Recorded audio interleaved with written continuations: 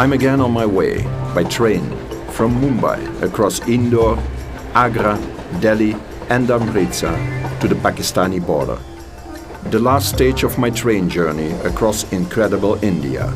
A journey through present-day India is like a journey through time.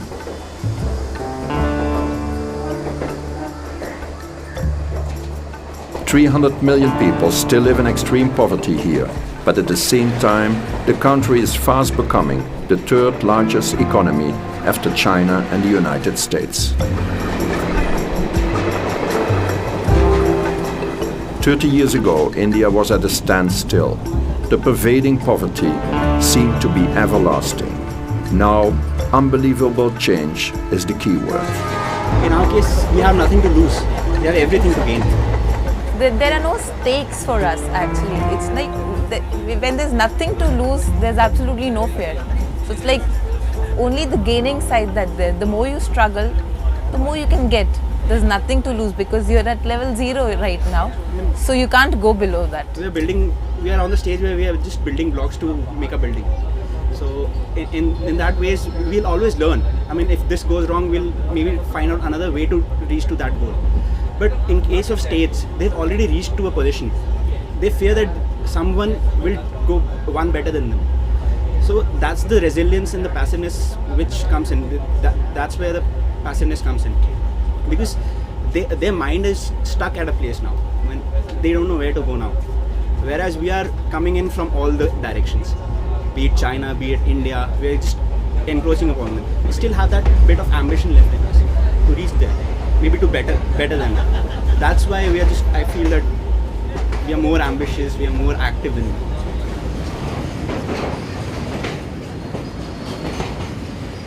Indians are more of hardworking kinds. The brains is more of analytical kinds.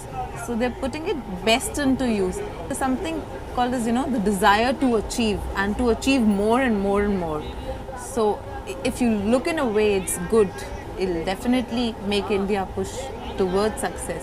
And as predictions have been made, India being the superpower in the coming future because of the rate of growth, because of the youth that's coming up. When you see that somebody is putting in that extra effort, you put double the effort to overtake that person kind. I mean, it's like, why can't I be Bill Gates? Why can't I do better than him? There's no stopping me. I have no foundations. I have nothing to lose.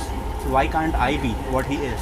I mean, he wasn't even a graduate. For me, I'm at least a graduate. If he can be Bill Gates, then why There's can't nothing special ability he's gifted with that I don't have within me. So it's just my willpower, my strengths that I have to work upon to come up.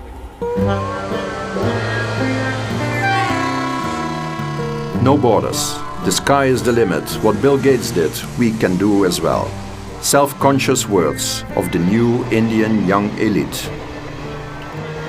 10 years ago, I moved to the United States just like any other software engineer. Everybody likes to go to developed countries. And I did the same thing, nothing special about it.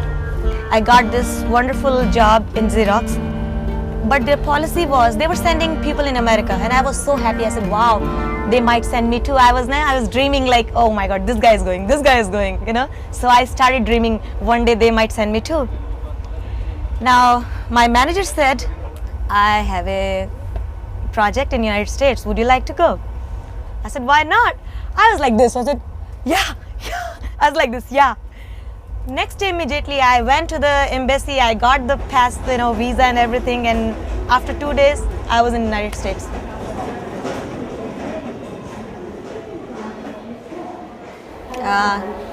When I was in the plane 2 months ago, and I remember the plane was landing.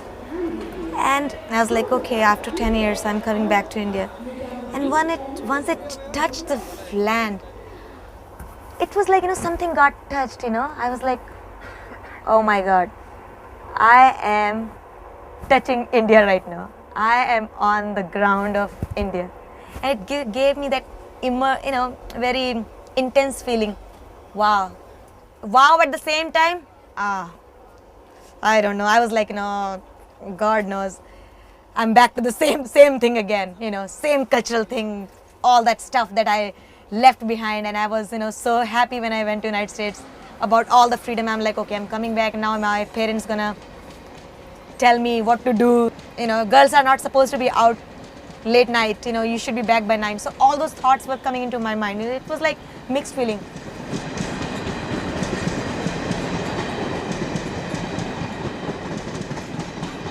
And my parents were very happy to see me after 10 years.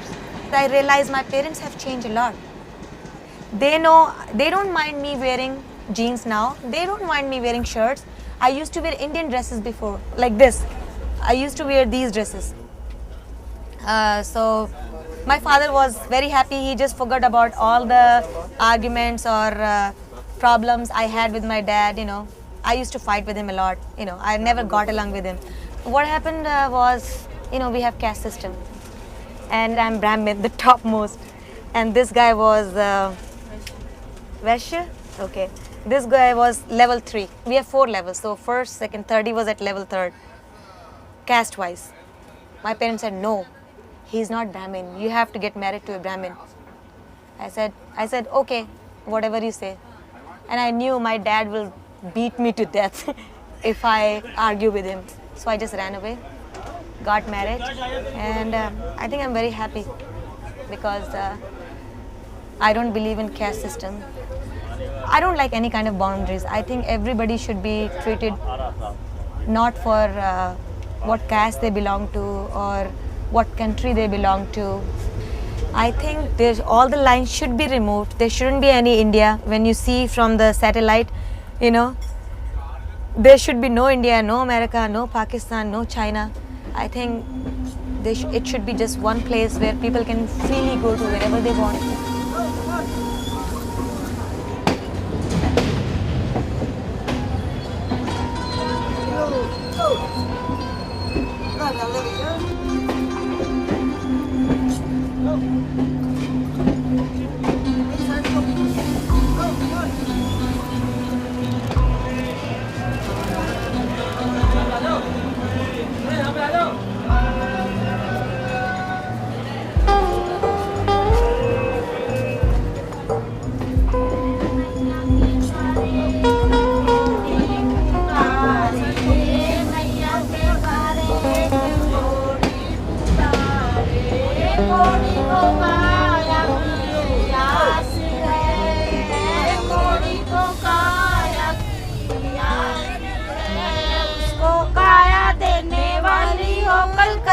वाली वाली काली ओ कलकत्ते वाली तेरी अखियाँ लाल लाल है तेरे गले में पड़ी मुंडे माल है काली काली ओ कलकत्ते वाली तेरी अखियाँ लाल लाल है तेरे गले में पड़ी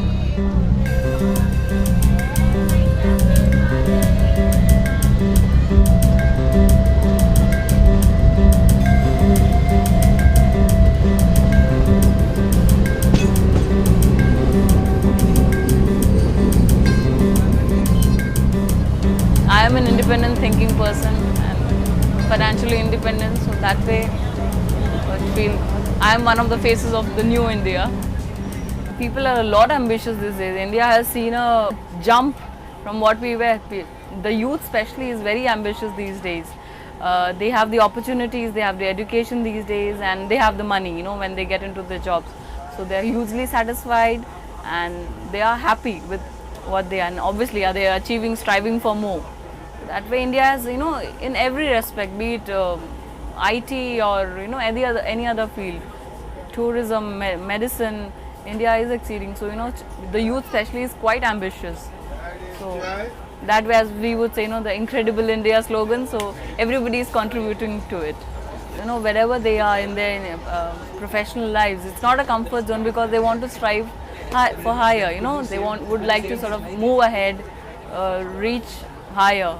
So that's the sense I get from my friends who are working in, you know, different institutions or studying. They want to make a change. You know, change is one word that I keep some way or the other. We want to change. Incredible India. Unbelievable change is the key word. Sahinsha has been living here in Delhi for 5 years. She is 26 years old and single. She likes to be independent. Originally, Sahinsha wanted to be a doctor, but education got her in her grips and fascinated her. See, our school being in Delhi, it is a metropolitan city and we have a metropolitan culture, like we have people from all over India. In my class, you see children from all the cultural backgrounds, religious backgrounds.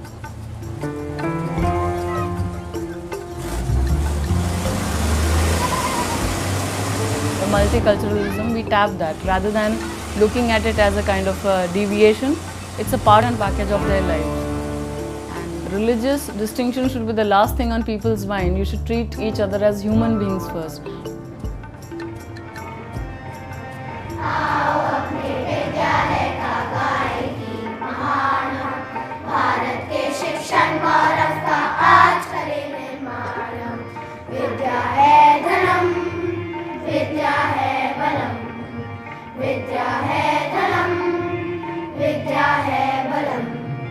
गिरा हुआ नभ हरियाली से सुंदर परम विशाल है, झूम रहा आकाश हिमालय जैसा उन्नत बाल है।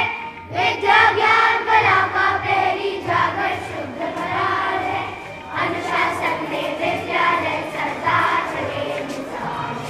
विद्या है धर्म, विद्या है बलम, विद्या है धर्म, विद्या है There's a lot of difference about how I was educated and the way I am educating children. The way we had in our schools were like getting up, saying good morning, ma'am, sitting down only when the teacher asked you to sit, and you should sort of stand at a distance of like 25 meters from her. So, but our school and the philosophy we follow, we totally believe in negating the hierarchy as much as possible. Read. All have the same respect and all have the same appreciation. So that's what I love about my school. Teaching is not just a skill in imparting things, it's about learning as well. I tell my children, see, I can be wrong at times too. I mean, I'm not perfect. And when you commit a mistake, don't be scared, okay? I didn't know this, I don't know how to approach. So, it's all about learning. You are here to learn. So that's all right if you have doubts, that's all right if you make a mistake and learn. So that's the approach. I'm sure, when these children grow up, they are going to be, more receptive to others, more receptive towards learning things from others, rather than boasting about, I know everything, you better not tell me. So I'm sure of that. Our kids would be more receptive.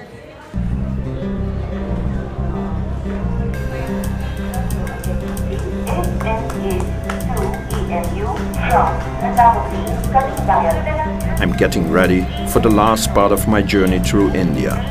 Only 12 hours separate me now from the border with Pakistan.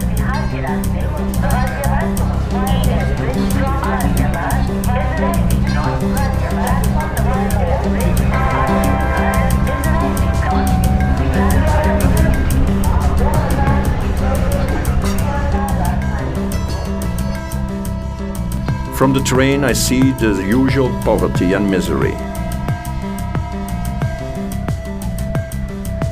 But everywhere, in the train and outside, I feel at the same time the tremendous change India is going through. छुट्टी बहुत कम मिलती है, working तो इसीलिए मैं काम करती हूँ। मैं कॉल सेंटर में जॉब करती हूँ एंड वहाँ पर मॉर्गेज कंपनी के लिए काम करती हूँ। यूएस बेस्ड कस्टमर से इंटरेक्शन रहती है और काफ़ी एक्साइटिंग जॉब है। वो भी बहुत ज़्यादा इंटरेक्टिव है, बहुत सारे कस्टमर से बात करने को मिलता है। दिन में करीब 100 कॉल्स ले लेते हैं। शुरू में ऐसा होता था कि हमें नहीं बताना होता था कि हम कहाँ पर हैं। वी यूज्ड टू से कि हम भी अमेरिका में हैं, पर अभी बिकॉज़ इतना ज़्यादा अवेयरनेस हो गई है, I used to have an alias जिसके साथ मैं उनसे बात करती थी, लेकिन अभी ऐसा नहीं है and I am so thankful कि अभी ऐसा नहीं है, क्योंकि इतना ज़्यादा फ्रस्ट्रेशन हो जाता था कि तुम इंडियन हो पर तुम बता नहीं सकते। आजकल ऐसा नहीं है क्योंकि अब हम बताते हैं कि हम इंडिया में हैं, लेकिन हाँ कभी कभी अभी भी होता है जब अमेरिकन्स कॉल करते हैं, दे डोंट रियली लाइक कि वो इंडियन से बात कर रहे हैं. कभी कभी उन्हें इरिटेशन भी होती है, वो कभी गुस्से में भी आ जाते हैं.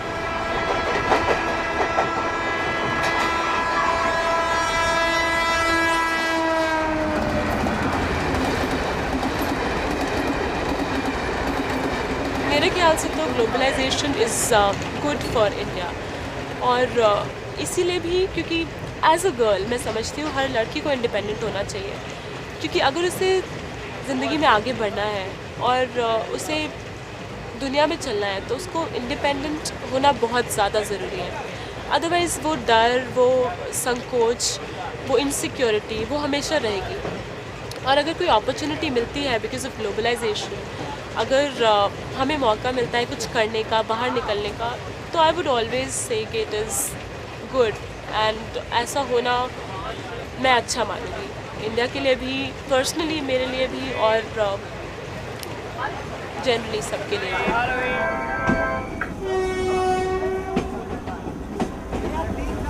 Now the present generation, younger generation is very focused. They are motivated and focused to do what they want to do.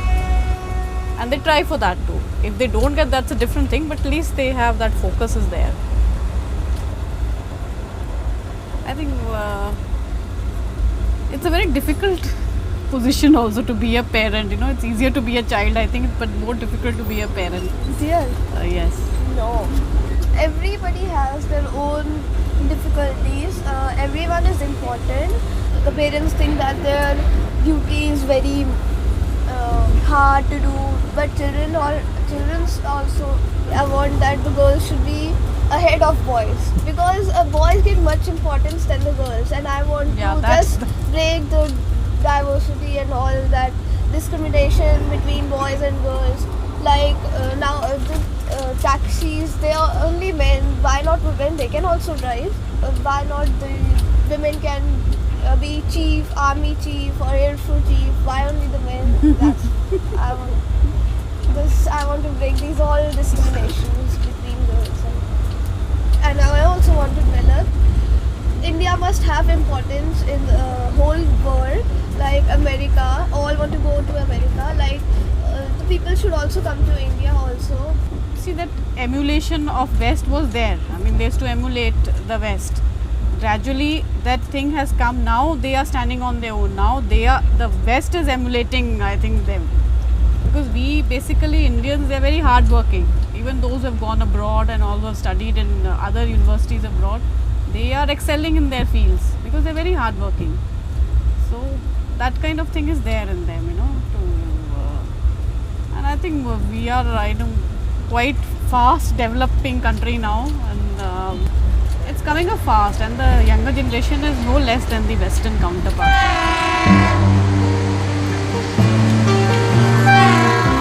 India is a land of enormous contrasts. Great poverty, side by side with breathtaking wealth. Religious harmony, side by side with religious conflicts. Self-confidence, side by side with frustration. The modern temples of computer technology, side by side with holy cows. A subcontinent with more than 1 billion people, all on their way to the future.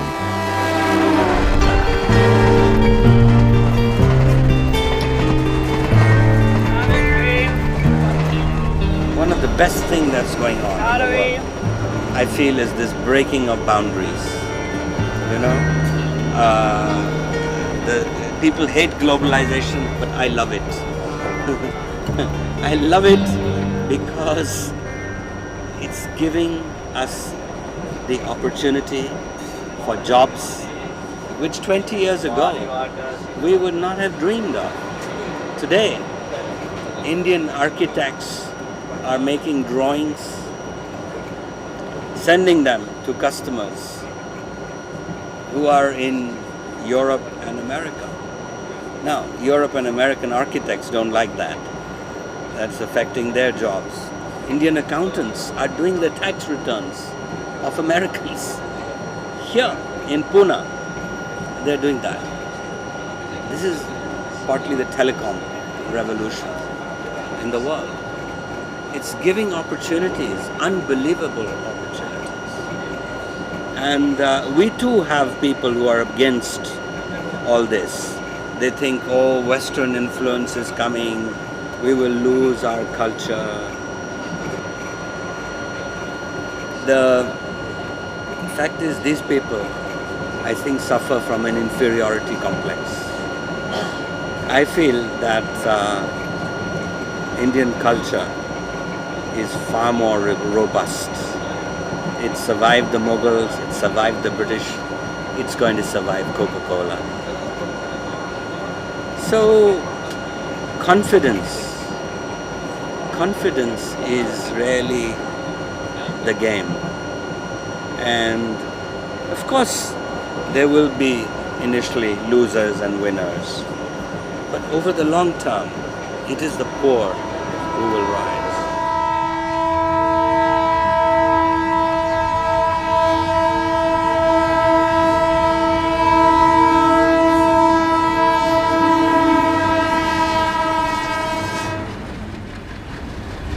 You can't stop this train and you can't get off. The world is moved to the world has created a level playing field where young people today here have an opportunity to succeed on the world stage.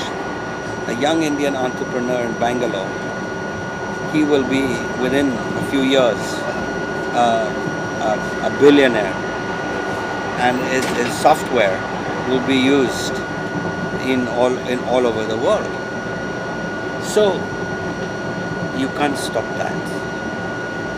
I mean, the French want to preserve their 35-hour week when Indian boys and girls want to work 35 hours a day. How are they going to be able to do that? They can't. They won't be able to.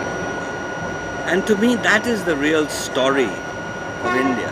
The story that you hear in the headlines, trouble with Pakistan, a riot of Hindus, Muslims somewhere, that's not the story of India. The story of India is on this train. All the hundreds of lives of people who are going for, somebody's going for a job, somebody's going to a marriage. And so the whole of India is on the move. And I'm convinced that in this century, we are going to see, with China and India rising and large part of the third world going up also, standards of living are going to come very close together. And the Western standards are not going to go up as fast as Eastern standards. Now it's going to be whoever is more inventive, whoever works hard, whoever studies, they're going to do well, you know. And it's one world, but never before, I think in human history, have so many people had the opportunity to rise as we see now. That is the story of the 21st century.